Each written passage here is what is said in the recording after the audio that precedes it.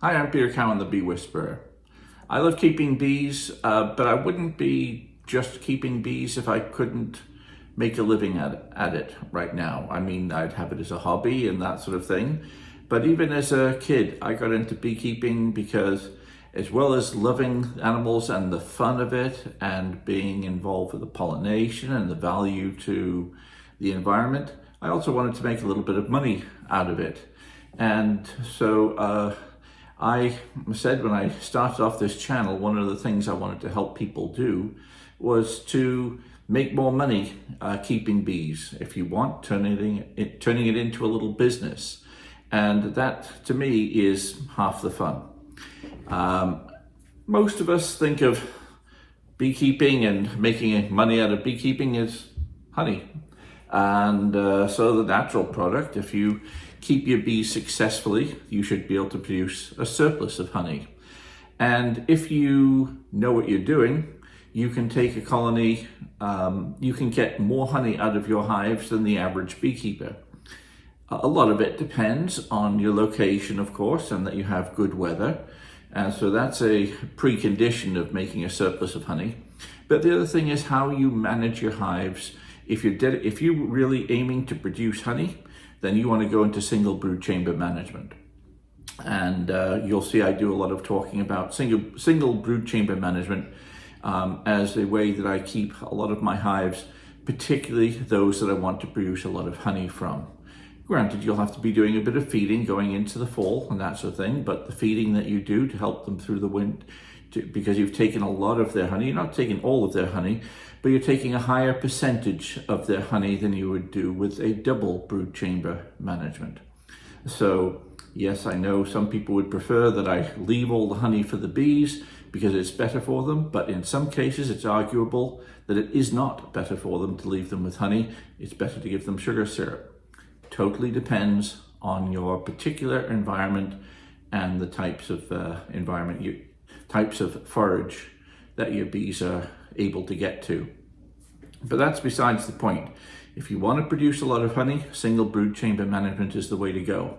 I would say on average, I produce 40 to 50 pounds more honey from my colonies that I run as single brood chambers than my colonies where I have double brood chambers. And you can do that even with a first year colony. So if you're looking to get established in beekeeping and make some return on those bees, single brood chamber management is the way to go. The problem is it's a little more complex, so it's not necessarily what you do as a beginner. But I can help you with that. Certainly, I do some videos on that on this channel, and in my Beekeeping 24/7, Amy and I will be doing a lot on single brood chamber management this spring, because that's a fun way to keep bees and a very efficient way to keep bees. So if you're interested in following that up, I'd certainly recommend that you get involved with Beekeeping 24/7, our paid membership group. We're reopening the doors to new members on the 1st of April. So while you've missed the first opportunity to join, the second opportunity is coming up in a few weeks. So making money by selling your honey. Number one, make sure it looks good. So the way you present your packaging and that sort of thing can add dollars per pound. Now, my packaging is okay. This is nothing special, but it does make my brand pretty obvious with the Bee Whisperer logo on it and that sort of thing. And a lot of my honey sells because people know me and my product. If I was in a holiday area where people didn't really know me, they hadn't heard of me, then what your product looks like would make an enormous difference to how well it sells. So think about your packaging and your labels, because that can add a couple of dollars per pound on what you're selling.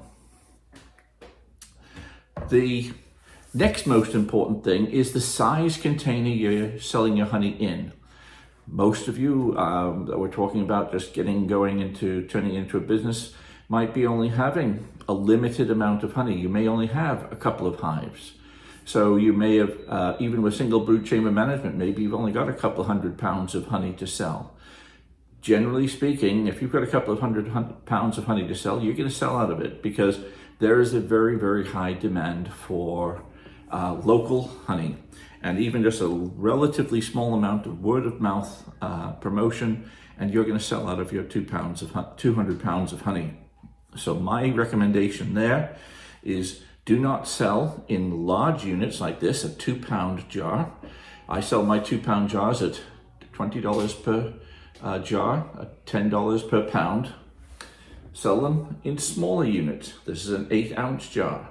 This 8-ounce jar, I sell at $7, which is $14 per pound. So if you've got a limited amount of honey, sell in smaller units, because you're going to get a higher price per pound without people feeling they're being hard done to that way. You're not looking to sell to the folks that are looking for a deal and stock up for the winter on honey. You're looking to sell to the people that want really good quality honey locally. Certainly, 1-pound jars work perfectly well too. And you can sell in, if you're in an area where you can have access to a lot of kids in the marketplace, the bears are also a great idea. The packaging is relatively inexpensive, but the way you present it and the size units in particular are very important. The next most important thing is diversify what you're selling. Now, as well as selling several different size containers, I also do things like I flavor some honey. So I'll also sell honey, this one's with ginger. And so you can make your honey with a variety of different flavors added to it as well. So you're diversifying the products that people will buy, and they want to try a variety of different ones. And some of the ones that you can come up with will be unique to yourself, and you create a niche that no one else is occupying, which really consolidates your own piece of that market. There's all sorts of things to learn about marketing that you can apply to this. I'm just giving you a few really basic points, and we'll go into it in more detail in things like Beekeeping 24/7 and some of my videos here on Beekeeping with the Bee Whisperer. Comb honey is a great way of increasing your income from honey as well, and diversifying your products. With comb honey, you're selling chunks of the comb with the honey in it, and the way I do it is doing it in shallow supers. And I sell comb honey because the wax is involved and everything. I put a pretty good premium on my comb honey. I charge $28 per pound for comb honey. So that means a single shallow super drawn out well with comb honey, that's typically going to be about 25 pounds of comb honey. That sells for $700 at $28 a pound. So a single 25-pound super of honey can sell for $700. And with comb honey, I sell out of it every year by Thanksgiving. So I always tell myself I'm going to put more, but it is a bit of a trick making comb honey. I've got to put more attention into getting it consistently right. But we'll be doing more of that this year for sure, because you can make an awful lot more money on your honey by selling comb honey, as well as your liquid honey and your other variety of products. People absolutely love buying honey in the comb. Now, there's other things that you can make from your bees, of course. You will harvest, presumably, beeswax. And if you save all the bits of wax that you're trimming from the hive, particularly if you're specifically looking to harvest beeswax, you can even melt down some combs. Now, yes, you will produce more honey if you save those combs and sell higher volumes of honey that way, because it takes 7 pounds of honey for the bees to make 1 pound of beeswax. But this beeswax in its own will sell at roughly $1 an ounce. $16 a pound is what I'll sell my beeswax for. Now, if you make a couple of ounces of it and make it into little candles, now these candles will sell at about $6, so that's triple the amount for just selling the plain old beeswax. But if you really want to make some money in your beekeeping, put a lot of that wax into making things like lip balms and hand creams. Lip balms and hand creams are a way in which they're very, very simple to make. I've done some videos on that already, But with lip balms, that is where you can really start to turn a lot of money over with your hobby. It keeps you busy during the winter months. Most of your sales for lip balms will be from November to February anyway. Times when you're not able to play with your bees anyhow, you're not even able to process any more honey. You're just in the midst of selling, and on a wet, rainy, snowy day like today, you could be making lip balms and selling them at craft fairs. They make great things for the holiday season, and during the cold months, we really want some lip balms. So you can get quite inventive in terms of the flavors and the things that you add to your lip balms. But just to give you an example of how that can make such an enormous impact, let me give you an example of the beekeeping club we established at Hamden Academy did. In their first year, they harvested half a super of honey from their bees. Now, most of us think, half a super of honey, okay, well, 15 pounds of honey or so they probably got $150. Wrong. They had a very limited supply, and they had a market that was crying out for the product. So instead of selling in 1 pound jars and that sort of thing, they sold it in little 4-ounce jars. And each of those 4-ounce jars, just like you could do in a holiday location, sold at $5 a piece. So they made $20 a pound just on their honey. So that was $280 right there. Then, in the process of harvesting that honey, they hadn't saved lip balm wax through the course of the year, but in the process of harvesting that half a super of honey and uncapping that wax, they had 5 ounces of beeswax. Now that 5 ounces of beeswax is melted down into beautiful little beeswax, and they made lip balms. For every ounce of beeswax you make, that's about that much wax, you can make 27 lip balms. Those 27 lip balms per ounce times 5, so they had, I did a quick calculation, 135 lip balms. And they sold those each for $5. And everything sold out within a couple of days. So they made $280 from half a super of honey, $675 from the 135 lip balms they made. They made $955 from half a super of honey. So imagine if they'd got a few supers of honey, what they could have done. There's no reason why you can't do that. Now, maybe you won't get $5 per 4-ounce jar. Maybe you'll get $4 per 4-ounce jar. Maybe you won't get $5 per lip balm, but you would get $3 per lip balm. You can still make $500-600 out of half a super of honey if you package and market it right. And most hives, as I'm saying, with single brood chamber management, you can expect 40-50 pounds of honey minimum, in my opinion, depending on the location you're at. And I would say some of my hives that I did single brood chamber management, even with a lot of competition around them, did well over 150 pounds of honey per hive. So there is the prospect for you to make a considerable amount of money out of your beekeeping. Now, we will talk about a variety of different options that you've got through the year. And again, I'll do a lot of that in Beekeeping 24/7 and on these videos here.